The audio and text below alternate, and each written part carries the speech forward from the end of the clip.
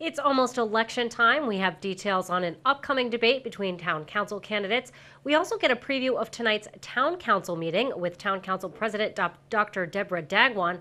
Plus, this week is Cape Cod Restaurant Week. We'll tell you where to go to get a three-course meal for under $35. These stories on this episode of Barnstable Today. It's Thursday, October 17th, 2013. I'm Sarah Mantle.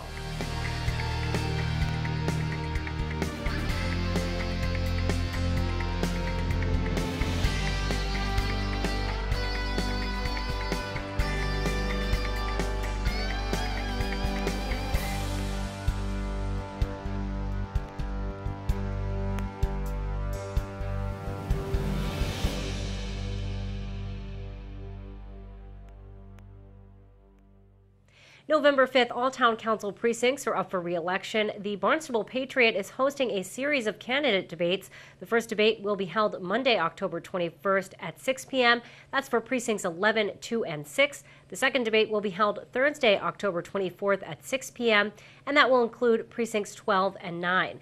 Those debates will all be held in the Town Hall hearing room.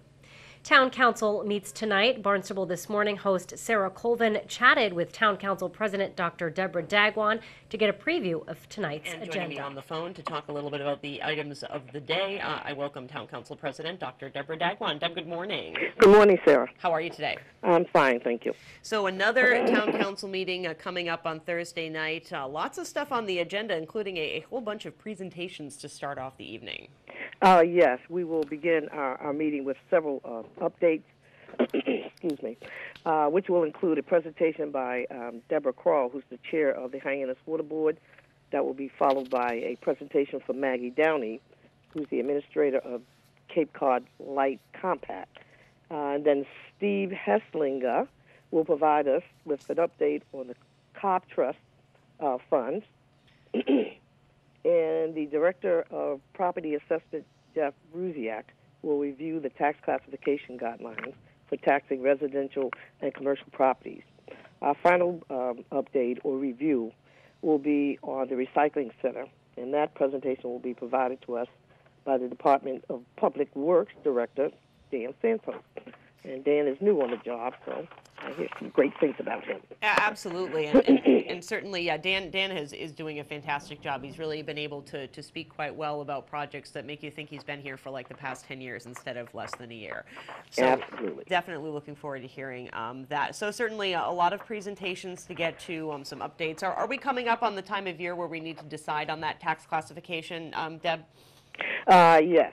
It is that time of year, and that is one of the items on the agenda that will be discussed. It'll be up for a first reading and then referred to a hearing following that, probably at a future meeting. Exactly, and that's actually coming up under new business for Thursday. So let's talk about, so following the presentations, got, of course, old business and new business to get to. Let's talk about the old business. What have we got under those items? Under old business, we have an item 2013-166, which is the Chapter 224, the vacant or foreclosing property ordinance, and that will be open for a public hearing and discussion. Hopefully we can finalize that pretty soon and come to a vote on it. Absolutely, and that's kind of the last one of all of those kind of collection of five so-called problem property ordinances that we've been dealing with. Yes, it is. So hopefully, hopefully a vote will be taken, but you will be taking public comment on that. Yes, we will. And then we have item 2014-027 and 028. They are up for a second reading, and these are just for appointments or reappointments to a board or committee. And these items will be acted upon by vote from the council. So this is a second reading on those. So. Absolutely. So after tonight, they will be appointed, if deemed by the council, and they'll be able to begin work with these various boards, committees, and commissions. Correct. And then under new business, several items. Let's start with the first one, dealing with Hyannis Water Systems. Yes. We have item 2014-029, which proposes a 5-year contract extension with the company called the United Water to continue servicing the Hyannis water system. And so they've done a good job, and the board would like to see us stay with them and continue the contract extend the contract with them for a period of 5 years with an opportunity of perhaps a 2 more 5-year extensions. Well, when we get to that point, but we're looking for 5 years right now. Exactly. Let's talk about the next item for $500,000 for Long Beach Road in Centerville. What's this one all about?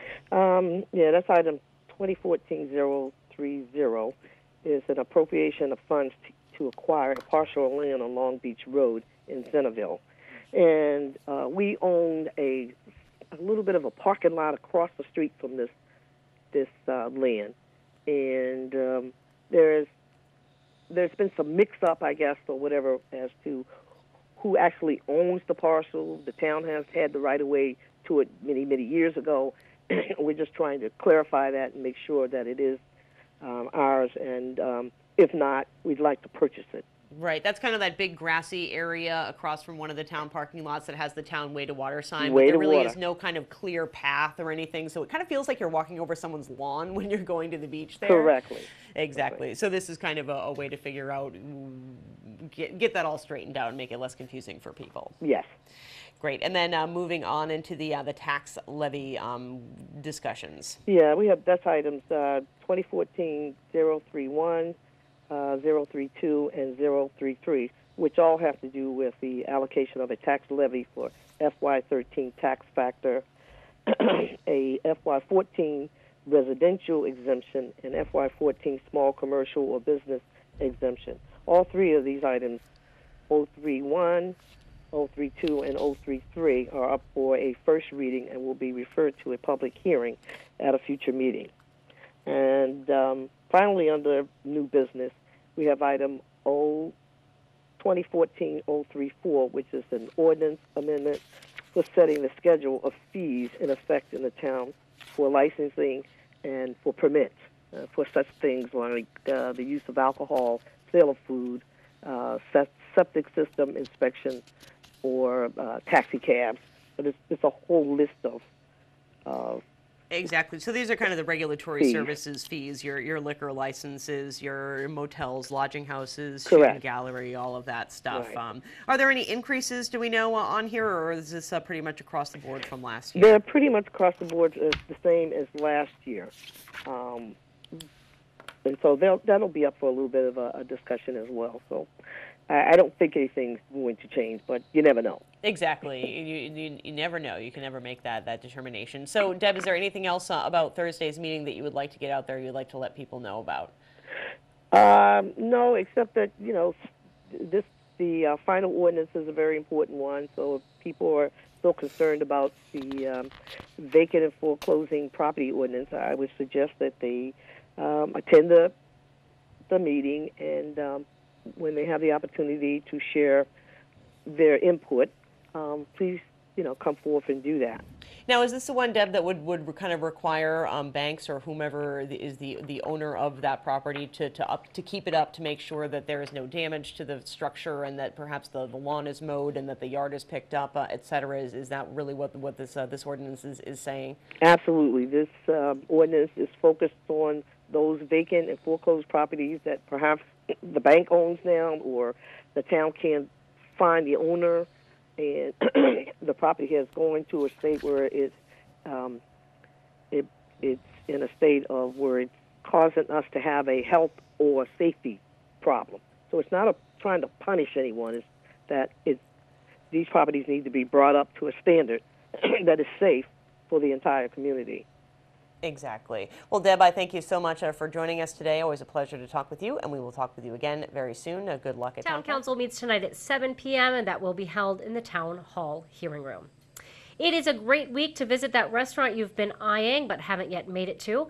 This week is Cape Cod Restaurant Week, and that means that 35 restaurants are offering prix-fixe 3-course menus for $25, $30, or $35 a person. Many Barnstable restaurants are participating, including Alberto's, the Barnstable Tavern, the Dolphin, and Five Bays Bistro. To get a full list of restaurants and menus, you can visit CapeCodRestaurantWeek.com. For Barnstable Today, I'm Sarah Mannel.